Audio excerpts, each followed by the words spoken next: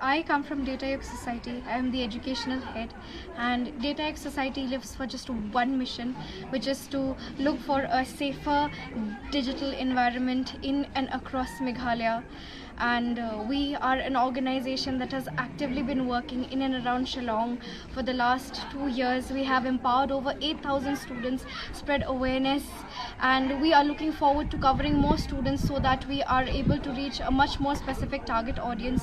We are in collaboration today with the CMYDS, Chief Minister's Youth Development Scheme, and we're looking forward to having much more support from the government so we can, proceed ahead with this vision. Thank you.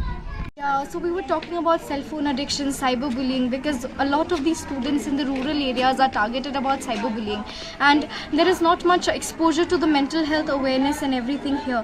So what I was thinking, or our organization was thinking, is that if we could just empower them on cyberbullying so that they know what are the various cyberbullying and how to identify patterns if they are ever being cyberbullied through their cell phones, and also the various patterns of scams, because these are 11 and 12 students.